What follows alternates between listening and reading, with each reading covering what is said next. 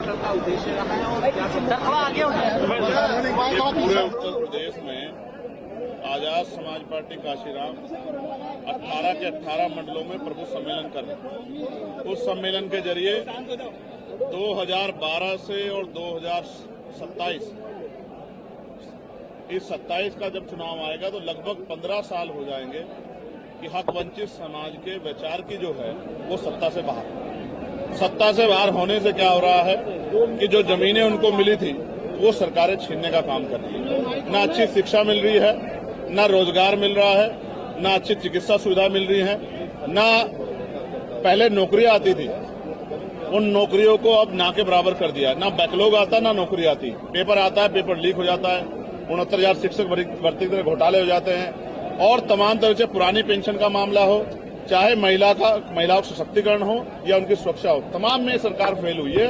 हमारा ये प्रयास है कि अब ये प्रभु समाज जो है, कमजोर हक वंचित समाज, 85% बहुजन समाज, वो अपनी हक अधिकार की लड़ाई को स्वयं लड़े, अपनी ताकत बनाए, किसी के पीछे न खड़ा हो। आजाद समाज पार्टी के जरिए जिसकी इतनी संख्या वाली, उसकी इतनी हिस्सेदारी, इस नारे के साथ खड़ा हो और जुड़कर अपनी ताकत बनाकर उत्तर प्रदेश की सत्ता में आजाद समाज पार्टी को लाने का काम करें। और इसमें हम लोग सफल भी हो रहे हैं क्योंकि हमारा ये 5वां सम्मेलन है। सहारनपुर, फिर हापुड़, फिर गाजीपुर, फिर आगरा और अब लखनऊ में, और अगला सम्मेलन 14 तारीख को झांसी में है। सारे सम्मेलन में जिस तरह से कार्यकर्ता जुट रहे हैं, क्योंकि कार्यकर्ताओं को बुला गया है ये संदेश देने के लिए कि उनको किस तरह काम करना है, उससे बड़ा उत्साह पैदा हो रहा है। एक मजबूत संगठन का निर्माण हमारे नेताओं ने किया। मैं उनको बधाई देता हूं और मुझे विश्वास है कि इस बार उत्तर प्रदेश में आजाद समाज पार्टी एक ताकतवर दल होगा जो प्रदेश के नेतृत्व करेगा, उसका संचालन करेगा। 2027 विधानसभा में सर अकेले जाएंगे या किसी गठबंधन के साथ जाएंगे, कुछ तय किया है क्या? अभी देखिए, तय किया है कि त्रिस्तरीय पंचायत चुनाव में आजाद समाज पार्टी अपनी शक्ति का एहसास है, एक उसका उदाहरण पूरे उत्तर प्रदेश को, देश को दिखाने का काम करे। हमारे कार्यकर्ता काम कर रहे हैं, बूथ सेक्टर कमेटियां बना रहे हैं और अब तो हाल ये है कि हमारे विधानसभा कोई कार्यकर्ता ज्वाइन करता है तो उसको बड़ी बड़ी पार्टियों के मुख्य नेता ज्वाइन कराते हैं। इस तरह की स्थिति बन गई है। आप समझिए कि जमीन पे हमारा संगठन बहुत मजबूत है। ये जो त्रिस्तरीय पंचायत चुनाव है उसमें आजाद समाज पार्टी की बढ़ती शक्ति का एहसास आपको हो जाएगा और जब वो बढ़ती शक्ति का एहसास होगा तो आपके सवाल का जवाब भी आपको खुद ही मिल जाएगा कि 2027 में आजाद समाज पार्टी किस तरह चुनाव लड़ेगी। सांसद जी, ये प्रभु सम्मेलन आपने नाम रखा है, अमूमन ये भाजपा नाम रखी है, इसके पीछे का क्या मामला है? दोबारा अपना सवाल पूछेंगे। भाजपा अक्सर प्रभुत्व सम्मेलन या ऐसे सम्मेलनों का नाम रखती है, आपने भी इस सम्मेलन का नाम दिया है। भाजपा का प्रबुद्ध सम्मेलन कुछ जातियों तक सीमित रहता था। ये सम्मेलन जातियों को तोड़ के हक वंचित समाज के पहरेदारों के लिए, ये एक संदेश है उन लोगों के लिए जो निराश होकर बैठ गए हैं, जो नाउम्मीद होकर बैठ गए हैं, जो घरों में बैठे हैं ये सोच के कि कोई मसीहा आकर उनकी जिंदगी बदलेगा। ये उनके लिए संदेश है कि बाबा साहब अम्बेडकर के संविधान की रक्षा के लिए, उसको लागू कराने के लिए और हक वंचित समाज को सम्मान स्वाभिमान का जीवन दिलाने के लिए उनको आजाद समाज पार्टी के तेज तरार नेताओं के साथ खड़े होकर अपनी राजनीतिक ताकत बनानी चाहिए। सर, वर्तमान में आतंकवादी जिस तरह को दावा करते हैं कानून व्यवस्था ठीक है और यहाँ पर विकास हो रहा है, ऐसे में 2027 में आपको परिवर्तन लगता है? आपने लोकसभा के चुनाव का परिणाम देखा। हम 2 सीटों पर लड़े, एक जीते, दूसरी पे 80,000 से ज्यादा वोट प्राप्त हुए। और उत्तर प्रदेश में भारतीय जनता पार्टी क्या हाल हुआ ये भी आपने देखा। अगर वो सच में विकास कर रहे होते, अच्छे कार्य कर रहे होते, लोग उनसे खुश होते तो फिर आधी से ज्यादा सीटें नहीं हारते हो। आप समझो एक बात। दूसरी बात ये समझो कि डंडे के जोर पे सरकार नहीं चलती। एक प्रदेश का पुलिस का मुखिया तो बना नहीं पा रहे। आप नहीं देखा बार बार कार्यवाहक डीजीपी, कार्यवाहक डीजीपी, ये क्यों हो रहा है? आप समझिए कि कार्यवाहक डीजीपी से प्रदेश चलाना चाहते हैं तो कार्यवाहक मुख्यमंत्री से जो है प्रदेश चलाने की कोशिश करना भी खतरनाक है। उनकी आपसी लड़ाई में, स्टेट और सेंटर की लड़ाई में आम जनता का नुकसान हो रहा है। कानून व्यवस्था क्या है मीडिया के लोग ही बताते हैं। अखबार में रोज छपता कि आज यहाँ बेटी का रेप हुआ, यहाँ हत्या हुई, यहाँ मार दिया, लटका दिया, जमीन छीन ली, यहाँ बाबा साहब का अपमान हुआ, यहाँ महापुरुषों के जो है तस्वीरों को तोड़ा गया। ये आप ही बताते हो और मीडिया ने बताया कि 2 दिन में 14 हत्या उत्तर प्रदेश में। इससे बड़ी कानून व्यवस्था का जो मैं समझे कि ये खात्मा जो है, इससे बड़ा क्या होगा कि 2 दिन में एक प्रदेश में 14 हत्या होने लग जाए। तो आप समझिए एक दिन में 7 हत्या, तो ये क्या सुरक्षित प्रदेश है क्या? सर, आपको कैसा लगता है कि राज्य और केंद्र में क्यों सर ये लड़ाई है, ऐसा आपको क्यों फील हो रहा है? ये उन्हीं के नेता जो है अपने भाषणों में बताते प्रतीत होते हैं और उनकी कार्यशैली से प्रतीत लगता है। लेकिन मेरा ये सवाल है, क्या उत्तर प्रदेश में एक भी परमानेंट डीजीपी ये सरकार बना पाएगी? मुझे तो इसमें ये सरकार फेल लग रही है। जो डीजीपी नहीं बना पा रही सरकार, वो लोगों को न्याय कैसे देगी, इस बात पे भी सोचना चाहिए। चंद्रशेखर जी, अब पाक अंसारी की सदस्यता खत्म हो गई, उसको 2 साल इस मामले में 2 साल की सजा हुई है सर। अब आप ये जान लो कि जो एमपी एमएलए कोर्ट बने हैं, आप अगर आपको लगता है कि कहीं आप पूर्वाग्रह से कार्रवाई हो रही, तो आप उनके खिलाफ कहीं जा भी नहीं सकते। ये एक बहुत बड़ा फेलियर है। इसका नुकसान कई बार जो है सस्ता खोके चुकाना पड़ रहा। हालांकि हम लोग इस मामले में स्पष्ट है कि चाहे सस्ता जाए या जान, लेकिन महापुरुषों का मिशन नहीं रुकना चाहिए।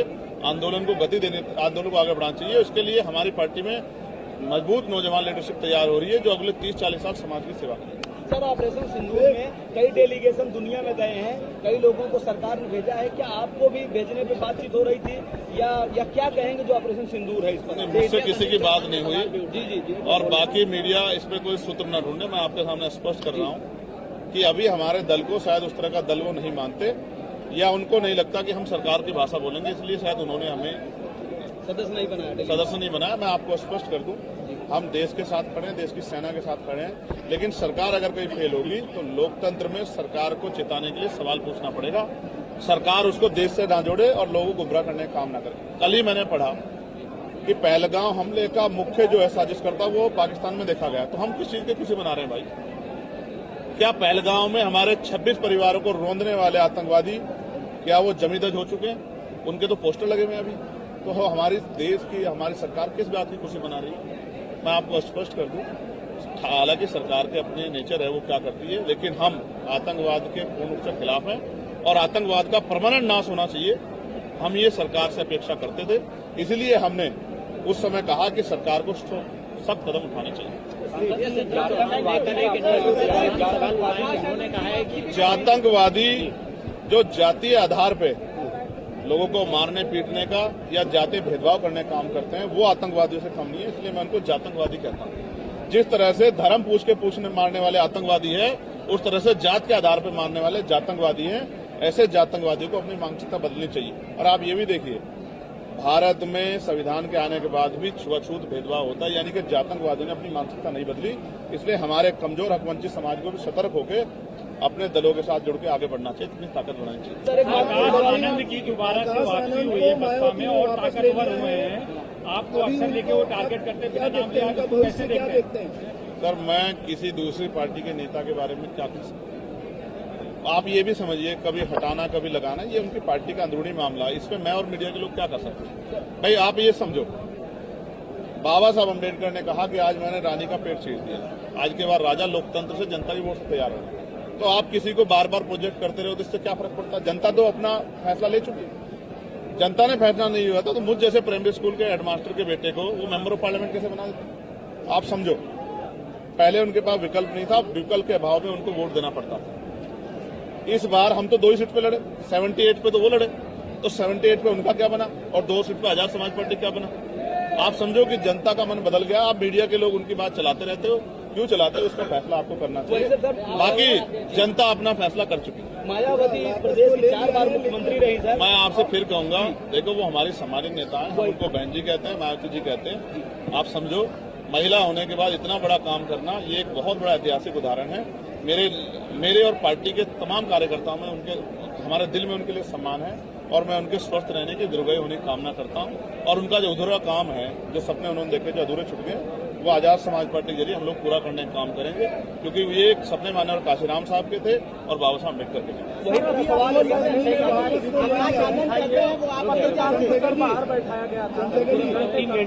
3 घंटे पत्रकारों पे काम होना चाहिए, वो क्यों बैठे थे?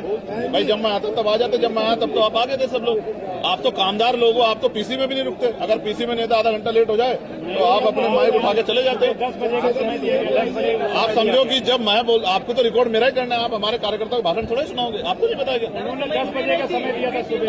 आप देखना कि आप मेरा ही भाषण सुनाओगे, मेरी बात बताओगे, वो भी पूरी बात बताओगे नहीं बताओगे, ये भी पता करता है कि ये बात करी जाएगी। हाँ, आप एक क्वेश्चन है, तो सरकार, भाजपा सरकार 9 तारीख से सिंदूर अभियान चलाने जा रही है, घर घर उनके सांसद सिंदूर लेके जाने, इस पर क्या कहना? अब आप भाजपा के लोगों से पूछो यार। हालांकि भाजपा ने उसका खंडन कर दिया। आप लोग सोते हुए पत्रकार हो, कैसी बात है?